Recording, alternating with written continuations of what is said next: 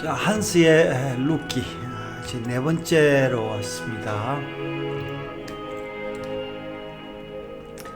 자, 이제 룻이 없는 길을 만들어서 지금 이스라엘 땅으로 왔습니다. 왔는데 여기서 이 젊은 아가씨가 뭐를 할 것인가 평생을 그 당시는 이제 뭔가 자녀가 딸이라도 하나 있어야 되는데 지금 남편도 없고 이제 과부들이가 들이 있는데 본문 조금만 볼까요? 네. 나오미 남편 엘리멜렉의 친족으로 유력한 자가 있으니 그의 이름은 보아스더라. 모압 여인 롯이 나오미에게 이르되 오나건대 내가 밭으로 가서 내가 누구에게 은혜를 입으면 그를 따라서 이삭을 죽겠나이다 하니 나오미가 그에게 이르되 내 딸아 갈지어다 하매 롯이 가서 베는 자를 따라 밭에서 이삭을 줍는데 우연히 엘리멜렉의 친족 보아스에게 속한 밭에 이르렀더라. 마침 보아스가 베들레헴에서부터 와서 베는 자들에게 이르되 여호와께서 너희와 함께 하시기를 원하노라 하니 그들이 대답하되 여호와께서 당신에게 복 주시기를 원하나이다 하니라. 자, 이게 보아스가 한 말이 뭐냐면 이제 축복한다 그 말입니다. 그래 이 사람들이 우리도 당신을 축복합니다. 이제 그렇게 이야기하죠. 보아스는 베는 자들을 거느린 사환에게 이르되 이는 누구의 소녀냐 하니 베는 자를 거느린 사환이 대답하여 이르되 이는 나오미와 함께 모압 지방에서 돌아온 모압 소녀인데 그의 말이 나로 베는 자를 따라 단 사이에서 이삭을 죽게 하소서 하였고 아침부터 와서는 잠시 집에서 쉰 애에 지금까지 계속하는 중이니이다. 자, 어떻게 보면요, 이게 지금 룻의 그 성품과 이런 것들이 엄청나게 아름답죠. 그럼 여기에서 룻의 성실함이 다 드러난 거네요. 예. 그래서 자, 우리 이제 한서는 뭐라고 썼는지 한번 볼까요? 예. 나오미와 룻은 마침내 베들레헴으로 돌아왔다. 성경은 그때가 바로 보리 추수가 시작할 때라고 큰 소리로 공지하고 있다. 성경의 독자들은 하나님께서 큰 소리로 공지하신 보리 추수의 시작이 무엇인가 하고 그 소리에 귀를 기울이게 될 것이다. 보리 추수 시작의 때라고 고지한 후 연속되는 이야기에서 2장의 첫 장면에 한 남자를 등장시키고 있다. 물론 아직 베들레헴에 도착한 나오미와 룻은 어떤 일도 시작하지 않은 그 시간이었다. 하나님 나라의 모든 일은 항상 하나님께서 먼저 시작하신다. 이 남자는 그 이름의 의미대로 힘있고 복된 자인 보아스이며 놀랍게도 그는 엘리멜렉 친족이요 유력한 자라고 소개하고 있다. 자, 이게 이제 유력한 자 이 말이요. 이 친족이란 말은 루키에서 많이 등장하는 고엘, 기업을 되찾아주는 친족과는 다른 단어이지만 이미 이 말 속에는 나오미와 룻을 회복하는 고엘이 준비되었다는 것을 말씀하고 계신다. 고엘의 사명은 친족의 잃어버린 기업을 찾아주고 대가 끊어진 가문의 계대 결혼을 통해 대를 이어줘야 하고 더 나아가 그 친족의 원수까지 갚아주어야 한다. 자, 이제 이런 참 이거는 뭐 결혼을 통하여 그 씨를 준다는 거예요. 그러면 같이 자야 되잖아요. 그럼 저쪽 가정에는 뭐가 되겠습니까? 내 남편을 빌려주는데. 근데 그게 그 당시 그게 통용이 됐다라는 거예요. 제가 우리가 30년 전에 파푸아뉴기니에 있었는데 그 사람들은요. 그 누가 자기 친족 중에 한 사람이 시골에 도시에 나와서 돈을 벌면은 그 남은 친족들이 가족들 사촌들까지도 와서 그 집에 와서 먹고 사는 거예요. 그래서 거기는 월급을 받는 게 아니라 2주에 한 번씩 주급을 받아요. 그러니까 포춘 나이트라 그러는데 그 날 밤이 되면요. 그 돈 쓴다고 난리가 나서 잠도 못 잘 정도였어요. 자, 여기 친족, 고엘, 우리가 지금 원을 찾으면 참 더 재미있는데요. 자, 계속 우리 한세글을 통해서 볼게요. 이 사명은 인간적으로 생각할 때 거의 불가능할 정도 힘든 사명이다. 실제로 친족이어야 하고 힘과 권세와 재정적인 부유함이 있어야 가능하며 무엇보다도 이 무너진 친족을 향한 국률의 마음이 있어야 한다. 왜냐니까 이 씨를 주는 게 그냥 안 되잖아요. 사랑하는 마음이 없으면 안 되잖아요. 네. 그런데 나오미에게도 룻에게도 하늘 맞춤형 고엘이 바로 이 남자 보아스였다. 갔던 것이다. 하늘 맞춤이래.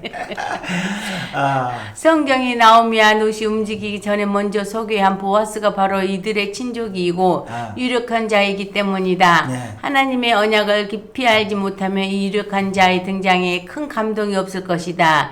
이 유력한 자는 히브리 말로 기보르 하일, 기보르 하일. 하일이란 말인데 기브로로 강한 전쟁, 영웅, 하일 부유한 사람이란 뜻이다. 자, 이 하일이란 말은 그 잠언 31장에 나오는 현숙한 여인이요? 현숙한 여인 이제 그 단어예요. 네.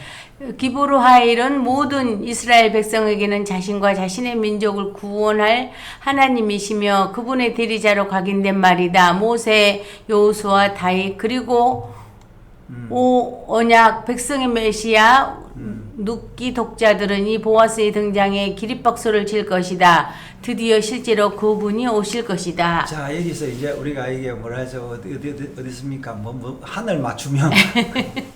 근데 만약에 보아스가 등장을 했는데 보아스가 그냥 널따리고 그냥 소위 말해서 그냥 여자 재미만 보고 재산만 탐하는 사람 같으면 이 길이 재미없을 건데 이제 이렇게 보아스를 보면은 유력하기도 하고 친족이기도 하고 또 부자예요. 갖출 걸 다 갖췄네요. 그리고 또 그런데 한 가지 없네요. 결혼을 안 하고 아이가 없고. 이제 결혼을 했다 안 했다 말이 없는데 그런 느낌이 결혼한 느낌이 안 들잖아요. 그렇죠. 그래 아마 늙은 총각이었던 것 같아요. 늙은 총각. 늙은 총각. 그래서 늙은 총각이 이때까지 누구를 기다리고 있었냐니까. 룻을? 예, 룻을 기다리고 있었다. 아니 그 보아스도 사실은 엄마가 엄마가 아버지하고 이렇게 그렇죠. 엄마가 이방인이죠. 온전한 유대인은 아니잖아요. 그렇죠. 이방인이죠. 네. 예, 이방인 누구죠? 저기 라합. 예, 라합이죠. 네. 성경의 독자는 나오미와 룻은 이 위대한 기포르 하일의 등장을 알고 있는 것인지 알아차리기로 원하지만 성경은 담담히 나오미와 룻의 이야기를 시작하고 있다. 그런데 또 놀라운 일이 일어나고 있다. 룻이 시모 나오미에게 내가 누군가의 은혜를 입으면 이삭을 죽겠나이다 라고 허락을 청하고 있다. 성경 독자들은 보아스를 두고 웬 이삭 죽기냐고 답답해할 것이다. 그러나 추수 때 이삭 죽기는 하나님 은혜의 모판이다. 토라의 법은 율법이라는 문자에 갇혀 있는 법이 아니다. 하나님의 인자와 긍휼로 언약 백성들의 고안을 씌우시는 사랑의 법이다. 추수 때 이삭 죽기 법은 토라에 세 차례나 기록하고 있다.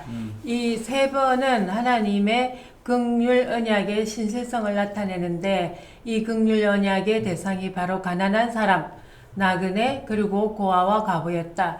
이 토라의 이삭 죽기 언약이 텅 빈 인생이 되어 소망이 끊어진 나오미와 룻에게 절대적으로 필요한 은혜 언약의 모판이 된 것이다. 하나님의 은혜와 긍휼이 아니면 살 수 없는 나오미와 룻. 친구란 이름을 가진 룻이 그의 시모 나오미에게 긍휼의 이삭 죽기를 할 수 있는 밭으로 가기를 청했고 향해 가고 있는 것이다. 자, 우리 한서의 글이 그냥 깨알같이 살살살살 넘어가고 우리 귀에 쏙쏙 들어오고 있습니다. 네. 그리고 성경은 룻이 우연히 엘리멜렉 친족의 밭에 이르렀다고 기록하고 있다. 그리고 마침 보아스가 그 밭에 와서 축복을 선포하고 있다. 자, 제목이 우연히 마침 이제 이게 여기 제목이었는데요. 네. 우연히 갔더니 마침 그곳에 보아스가 있더라. 얼마나 재미있고 가슴 뛰는 성경의 증언인가. 그런데 여기에 성경의 놀라운 지혜가 담겨 있다. 우연이란 말은 룻이 그 밭을 가기로 계획하거나 의도했다는 말이 아니다. 자신도 알지 못하는 은혜의 줄을 따라간 것이란 말이다. 그리고 마침이란 말은 보라라는 뜻이다. 인생의 수많은 이야기 중에 사람이 하고 싶은 이야기가 있고 하나님께서 보여주고 싶으신 이야기가 있다. 원어로는요 희내 이런 말인데 우리말에는 어떻게 마침 뭐 이렇게 번역을 했네요. 네. 지금 성경은 우연히 진행된 그 일 속에 하나님께서 준비하신 그 일을 보라라고 하신다. 예. 하나님께서 준비하시고 보여주시기 원했던 이야기가 바로 보아스의 보리밭이라는 것이다. 보리밭의 주인인 보아스가 나오미와 룻에 쓴 인생을 달게 만들 것이고 텅 빈 곳간을 가득히 채워줄 것이기 때문이다. 가난한 자요, 나그네요, 고아요, 과부와 같은 나오미와 룻이 우연히 간 듯한 그 국률의 보리밭은 마침 하나님께서 이들에게 보여주기 원하시는 은혜가 가득한 하나님의 선물 보따리인 것이다. 이 글이요. 네. 자, 이 루키 뭐 성경 전체 토라 말씀이 네. 얼마나 중요하냐. 이 이스라엘의 재산 아니겠어요? 그 한때 그런 이야기가 있었어요. 영국 사람들이 뭐라 하냐면은 셰익스피어와 인도 그 큰 인도 땅 안 바꾸겠다. 이제 물론 이제 바꿀 수 있는 건 아니죠. 그만큼 귀하다 했는데 사실 토라의 글과 셰익스피어의 글이 비교가 되겠습니까? 이건 재미를 위한 문학의 어떤 글이고 이거는 생명을 위한 글인데 자 어떻게 마치는가 볼까요? 그리고 보아스는 그의 사환에게 소속과 관계를 잃어버린 룻에 관해서 누구의 소녀인가? 라고 묻고 있다. 룻도 나오미도 인생의 소속을 잃어버렸다. 그래서 가난한 자요, 나그네요. 이 누구의 소년인가? 참, 예. 그러니까 가난하게 그걸 주러 왔는데 참 아쉽다 하는 그런 눈으로 본 것 같아요. 그래서 가난한 자요, 나그네요, 고아요, 과부인 것이다. 이 질문이 룻에게만 해당되는 질문인가?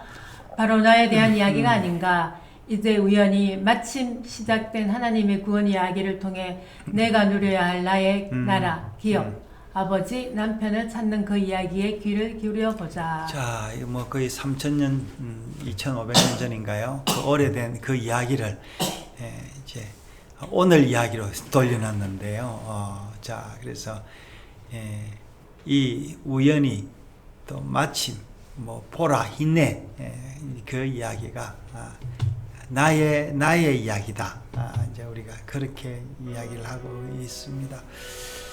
하나님의 깊은 은혜는 우리가 알 수가 없습니다. 그래서 하나님이 우리가 그 찾는 그런 그 기도하고 찾는 그거는 어째 보면요 굉장히 작은 거라고 할 수 있어요. 하나님이 더 우리에게 중요한 것은 우리가 구하지 않아도 주는 거예요. 참 마침 우연히 이렇게 밖에는 우리가 해석이 안 되는 건데 자 루드에게도 그게 그렇게 시작이 됐습니다. 그러면 룻하고 나오미는 이 가난한 자, 또 과부 그 세 가지가 다 갖춰졌네요. 다 갖춰졌어. 그러니까 은혜를 받을 수 있는 조건이 되어 있는 거예요. 그런데 너무너무 집사님 놀라운 발견이네. 놀라운 발견이네. 네. 그 은혜를 받을 수 있는 그 조건이 갖춰졌어요. 다 갖춰졌어요. 참 이방인이지 과부시 가난하지 그러니까 그 은혜 받을 3종이 갖춰졌네. 참